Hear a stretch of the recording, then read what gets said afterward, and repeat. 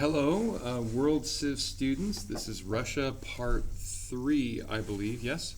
So today we're going to cover a couple things. Both finishing up the notes, right? So the second digital page, like the front and the back.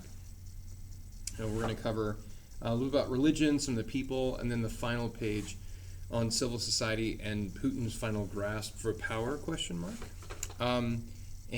Then you should be, totally fine with the notes, and make sure you finish up that assignment that's due on Monday, the newsroom assignment. As just another visual indicator, something hopefully enjoyable. We know, I guess, working in back order or reverse order, like the different leaders for Russia. We know good old Vladimir Putin. There we go. But we also have a lovely nesting doll that's traditional for many Slavic cultures and customs. This is another way to understand all the different leaders. So here's this, and we've got here. So we know that's Putin. This is going to be Yeltsin, who was the first president of Russia. And you can see the double-headed eagle, right, going both east and west because they're always being invaded.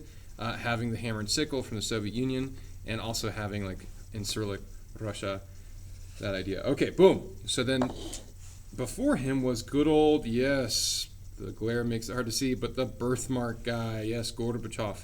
He was the last general secretary for Russia. I guess we'll put lowly Yeltsin over there for now. So we got Gorbachev, right? So boom, hammer and sickle makes sense.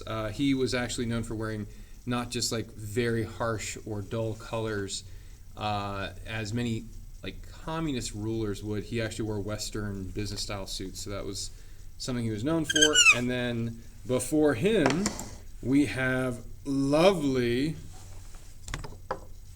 Brezhnev, with very massive eyebrows indeed. Brezhnev was the general secretary. He was there for a little bit. And then we have the guy who he really worked with JFK to avoid the Cuban Missile Crisis. But for 5,000 points, that leader was, you got it, Jada, that was Khrushchev, or Khrushchev, as you'll hear him called sometimes in the U.S. And he's got corn there because many people in Russia and world over would oftentimes say, corn, that's feed for animals. Why are we wanting corn? Now, Russia was starving at the time, so it would suggest that they use corn to feed their people. And so that's what he did. Okay. So there's that. And then you've got good old, yes, the man of steel himself, Joseph Stalin, yes, sends even some of his family members to the gulags and work camps. And then we finish off with this lovely little nesting doll experience with, make sure I get this right. Okay, 5,000 points. Who is he? In Moscow, he's sort of like this. That is Lenin. Yes, Lenin's tomb. There you go. And if you really want to go back in history, we don't cover it as much.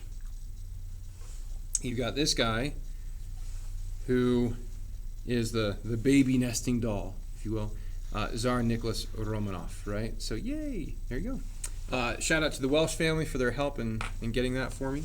So there you go, just a nice little visual reminder of who these leaders are. Okay, let's get into it. Under religion in that section, there's going to be one main thing you write down for religion, and that is most ethnic Russians identify themselves as Russian Orthodox. Russian Orthodox, it's Orthodox, right? Like the word Orthodox, strict. Most ethnic Russians identify themselves as Russian Orthodox, but they're still largely non-religious, with only 15 to 20% of them actively participating in the religion. So, most of them identify as Russian Orthodox, but they're still largely non-religious, with only 15 to 20% of them actually participating, active parishioners of the religion, where they'll go to Mass, etc. Orthodox religion in the Great Schism was sort of a mirror image, if you will, to Roman Catholicism, which is what we think of as the traditional Catholic Church.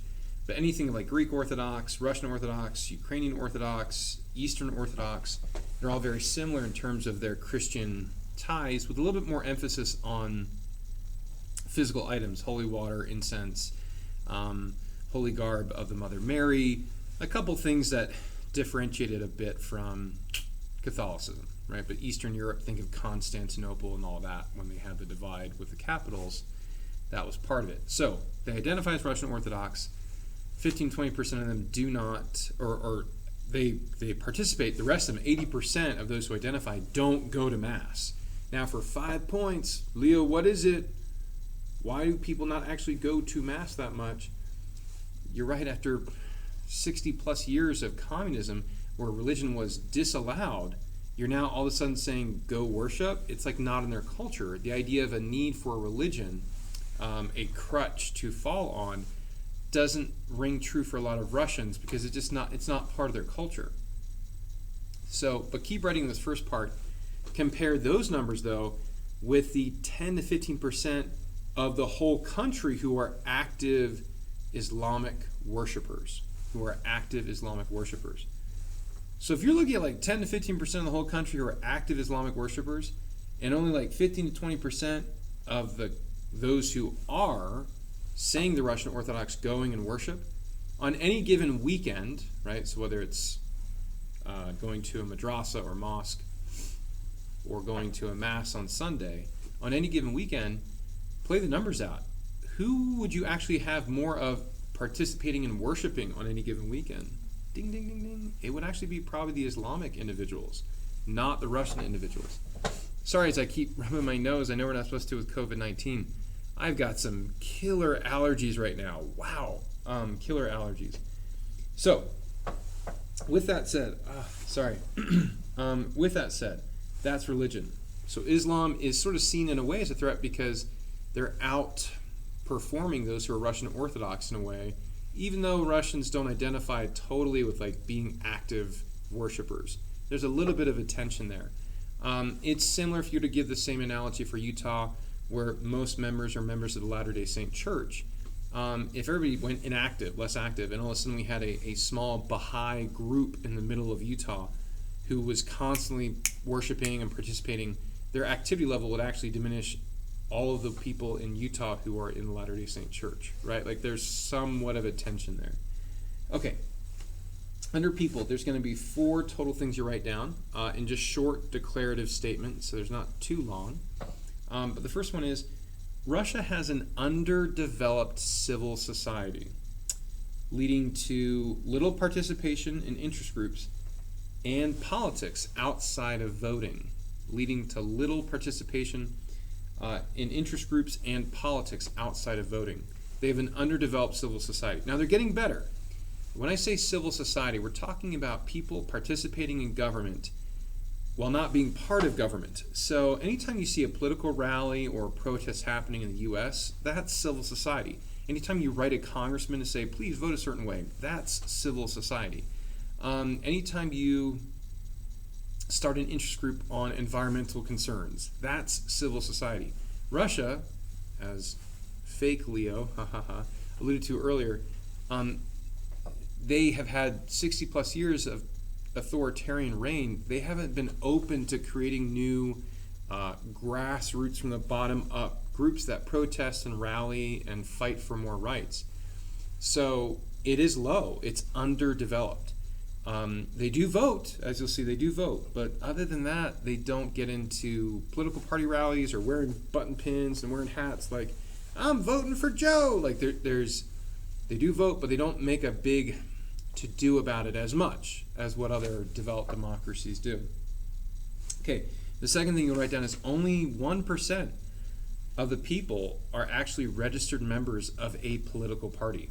Only 1% of the people are registered members of a political party. Now they vote for, and they say, I align with a political party, like the ones we mentioned before, but you're only seeing like only 1% of them are actually, only 1% of them are actually getting involved and registering to vote. It could be tied to, well, we're putting our neck on the line, we're getting our name out there, tied to a list, and we don't like that. Back in the day in communism, they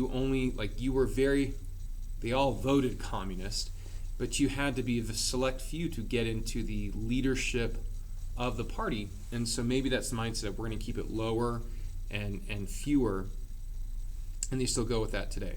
Okay, let's see. Third thing is, since 1991, voter turnout in Russia has been better than the U.S., but not as good as England and France. All right, it's been better than the U.S., but not as good as England and France. That's good. Again, why is that good? Yes, Jade, you make a point. I can imagine you critically thinking it out like, but wait, they have rigged elections, so how do we know if they're actually real elections? That's fair. That's fair. We've seen it with Chechnya and other problems like that. By the way, that was the 113% of individuals in Chechnya voted for Putin to be president. And you're like, come on, of all people, like of all groups to vote that way. Yes, rigged elections happen. But beyond the rigging, the numbers do seem to be more active in voting than we do. Maybe because it's something new that they have, they don't want to take for granted. A lot of it comes down to they don't have as many offices to vote for. In the U.S., we have on average 30 plus offices of a person voting every election year, and that means so much. You're looking at least 60 individuals to research. People don't have time for that. Ain't nobody got time for that. I'm done. And that means compared to Russia, when there are fewer things to vote for, it might make it easier to vote. And also, they do have a habit of, like, back in the Soviet reign, vote, you know, and so they're going to be in a habit of voting, even if it isn't as authoritarian now. Okay, the last thing, the fourth thing you're going to write down here for people is Russia has experienced a dramatic drop in population due to, all right, for 10 points, does anybody know due to what? That's right, Ellie. Due to poor health habits and low birth rates. Now, the low birth rates, you might think, well, duh, I guess that's what would happen. If you're not having enough kids, your population is going to drop. But Russia isn't the only one experiencing this. Most of the developed world, not developing, you go to Nigeria, you go to Iran, they need to curb population trends. Like, you hear that, yes. China, in terms of the total population, the eastern seaboard as well, is trickier. It's a almost developed country now economically, I mean, powerhouse for sure. But when you look at developed countries, there is a problem. And China, being on that border there, experiences this too. In that families now, when you have economic success, the reason why you have low birth rates is maybe it could deal with those women in the workplace having less time in terms of having a child, raising a family. That could be part of it, right? There's more economic opportunities, so people get more busy that way. Another thing it comes to, if you're looking at having a nice vacation home in Milan versus having braces for your kid, some people might choose the Milan vacation home. You know, the numbers show that with economic growth, you want to experience and enjoy that, and you don't want to, like, mess with it necessarily by having more family. There is this trend. Germany has had it. U.S. has had it. We've got problems where that's why the government incentivizes in the U.S. people now having kids, because we have a flipped population curve. You need to sort of have it balanced, but there's a lot of elderly and fewer younger people. Russia's in that same boat. Good economic success, not enough people having kids. The other thing that this ties into is poor health habits. We talk about alcohol poisoning. We mentioned that, like with Yeltsin and so forth. Yeah, the proof in alcohol there, like the alcoholic content and not watered down, is intense. So that means individuals who have a habit of drinking vodka, etc., they're going to experience poor health outcomes, and so you'll see an average life expectancy for males substantially lower than that is of men even in Western Europe.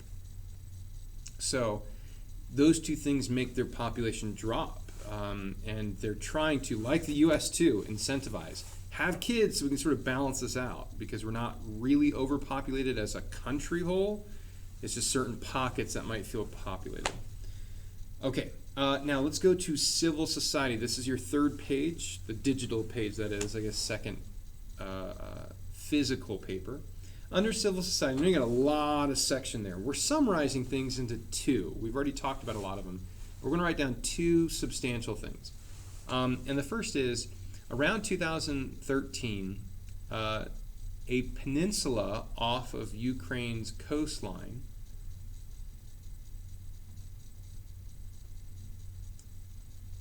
how do I say this? Peninsula off of the Ukraine coastline became a point of interest for President Putin. Became a point of interest for President Putin. So a peninsula off the coast of Ukraine became a point of interest for President Putin. All right, so what was happening here? So 2012, he gets reelected, cool. During this time, Ukraine is, remember, it was part of the USSR before, Union of Soviet Socialist Republics. They're flirting, and I use that term, I think it can make sense. They're using that term, flirting with joining the European Union, right? It's geographically, look at it, Eastern Europe, it's a big old country. Has a lot of resources, natural gas especially. In fact, most of Europe gets its natural gas from groups like Gazprom and so forth in Russia. So natural gas pipelines will go from Russia into Europe to sort of fuel it, so to speak. And Ukraine is a subsidiary, like it is joined with this bigger group and helps facilitate that. But Ukraine is not a part of Russia. It's sort of like having an ex-girlfriend where like you sort of have dibs on what they do or don't do or who they date or who they don't date. And that, unfortunately, I hope none of you have ever had a possessive ex-boyfriend or ex-girlfriend who feel like they have say on, look, I'm not interested in you, Joe, but like I'm just thinking of your best interests. Don't go and date that person. And it's like, wait, are you just being petty and possessive? Vladimir Putin sort of has this in his playbook. Like, he is good on amassing power. And when his power is questioned, he will react in certain ways. We saw it with Georgia, a little bit with Chechnya, but Georgia, we saw it with Georgia. So this area called Crimea, so still in this first part, this area was called Crimea, C-R-I-M-E-A. And Putin invaded for democracy, right? See, similar thing. He invaded for democracy. All right. So it's a strategic key point as a coastal area where you can do shipping routes and so forth, natural gas, etc., and other fuel. And Ukraine was thinking, hey, maybe join the European Union. We like this. Ukraine is very much like the western part of it's more Western, the eastern part of it's more Slavic, right? And as a whole, they're thinking, yeah, let's maybe join the EU, maybe. And that then prompted a response from Putin of having Russian separatist movement groups go in and like not take over, but help an election happen in which they basically voted to become independent again. And they say again, like Georgia, or part of Georgia was. Did they become part of Russia? Not really, but they became independent and a closer ally with Russia. So it does two things. One is it shows the world that like, see, Russia is cool and people do want to be with it. And two, it has a strategic choke point for Putin for any natural resources that even if Ukraine were to go more Western, which they still haven't, and you'll see why in a second, they didn't then say, well, forget Crimea, we're going to become part of the European Union and forget you. That was put on hold, and Crimea now is sort of this in-between dotted line area of like, is it Ukraine? I mean, the UN will probably designate it as the Crimean Peninsula as part of Ukraine. But Russia will say, no, it's like independent. It's part of the Commonwealth of Independent States, the CIS and stuff like that. Okay, the second thing you're going to write down here for this section on civil society is Ukraine. Okay, Ukraine. Here's the tricky part with Ukraine. So around 2014, so this is the second thing you're going to write down. The first one was around 2013. Crimea, the peninsula off of the Ukraine coastline, became a point of interest for President Putin. Putin invaded for democracy. The second thing you're going to write down is around 2014, there were Russian separatists. There were Russian separatists in eastern Ukraine, there were Russian separatists in eastern Ukraine that were trying to fight for independence to join Russia. I think it's the best way I can say it. Russian separatists who were trying to fight for independence to join Russia, right? So the Donetsk region and the Donbars, I think that's what they call them, were like these Russian soldiers, these Russian separatists.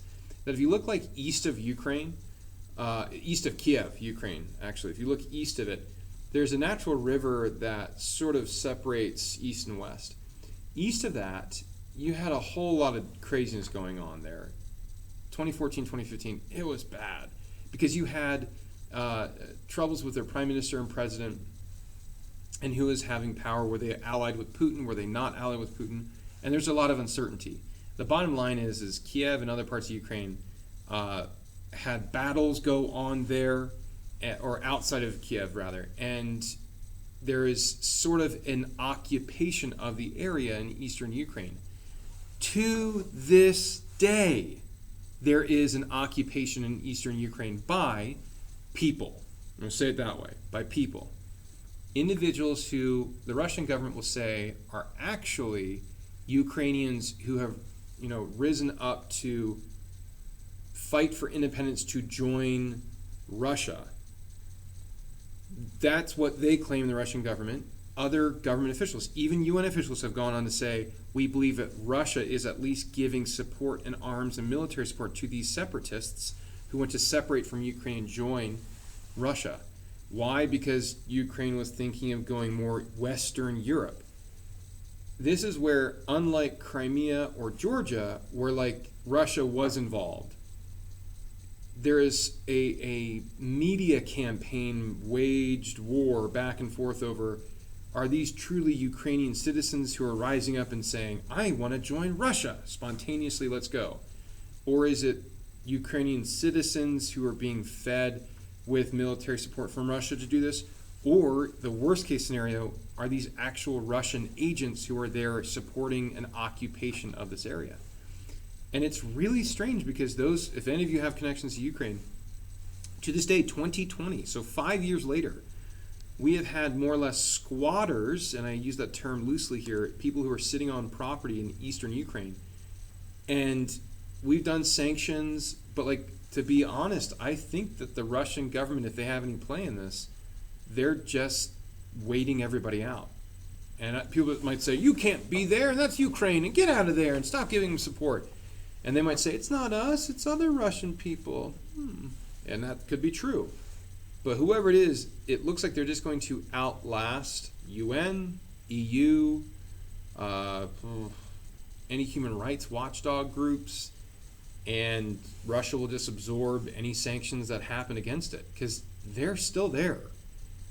And maybe within your college career, postgraduate career, you could see a part of eastern Ukraine become annexed or part of Russia. It's a weird situation because it hasn't resolved. It's, I've taught this now for almost 7-8 years, and I keep incredulously coming back to it thinking, okay, when are they going to change it? When's somebody going to do something about this? They're still there. Nope, nothing's happened. Okay, now under Putin's final grasp for power, we're just going to write down one thing. We actually had a total of 5, but I'm going to summarize them because I'm not going to put this on the test. I'm making your lives a lot easier. The Russian leaders' names already, with Putin taking more control and power, and Yeltsin trying to do things with shock therapy. These names are going to be a little harder to keep track of anyway. I'm not going to add more names that you have to know. So here's the one thing you're going to write down here for Putin's final grasp for power, ? Putin has systematically attacked and gotten rid of oligarchs that put him in power. Get it? Put in power? Putin. He has systematically attacked and gotten rid of those who put him in power. That's the main thing you got to take away from it. I'll give you some examples. This is me. I am not a fan of the Illuminati, like, Illuminati lives and exists and the world's going to be taken over. I don't. No. But in Russia, they do have a shadow leadership. Most political scientists agree. that there's an oligarchy, a group of people who, when the fall of the Soviet Union happened, as sort of sweetheart deals, many parts of the government were split up to be in charge of these CEOs. Some could say the U.S. has similar things, but in different ways, and you can make that argument. Russia is a little more formal, like we have these oligarchs, these elite ruling people over. Remember Boris Berezovsky, the guy who created the United Russia Party? He was over political communications and stuff like that. That's his superpower, if you will. The Avengers of political power, right? They all have different superpowers. Boris was there. He actually started talking back against Putin, was afraid that Putin would come back and get elected in, said that's too much power for one guy, that's not good for the country. Putin attacked him. He, Boris, then exiled himself to go in Britain, and then several years later was found dead in his apartment from natural causes. Additionally, there's another guy named Gosinski who he was over many TV outlets, and he was arrested for corruption, and and he was arrested for corruption, and he had to give his company all the money he had over to the state so that it basically became a state-owned monopoly on TV. Imagine if I think it's Rupert Murdoch, who controls a lot of the Fox TV interests. Imagine if President Trump were to like attack him, throw him in jail, and then have his company be absorbed into like the public broadcast system, the PBS system, which is sort of government paid for.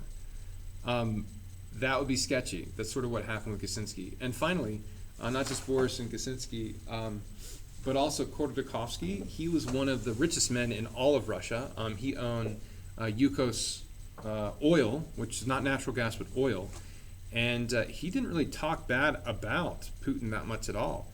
But he was put in jail for like tax fraud type thing at one point, and then he was put in jail again more recently for stealing oil in 2011. And about 5, 6 years ago, he was released and he fled Russia. So again, assuming that you have the idea of shadow leaders putting a guy named Putin in place that's stronger in the anti-Yeltsin, this puppet who's like being puppeted by these leaders now has like, dun, dun, like turned on the puppet masters. And that's a consideration. Not going to cover this. If I have you ever in AP, I will. But recently, Putin has made some changes. It's so smart that could help his elite group of rulers still have power, but from behind the scenes. But he also does it in a way that makes it seem like it's getting more democratic. It's a genius move. Scared to death of him, but genius all the same. All right, so there you go. That's Russia. I've had to really temper what I was going to give you guys because there's so much I can, but especially with school being continued in dismissal, I don't want to overwhelm you. So I hope that helps out. Think of Yeltsin for shock therapy. Think of Putin for gaining more control. Think of Stalin for putting people in gulags or work camps. And I think you'll be good for, the assignment and the test. So good luck. I will probably send out another email reminder on Monday, but 11:59 p.m. And so that's the plan for Monday. Thanks so much. Bye.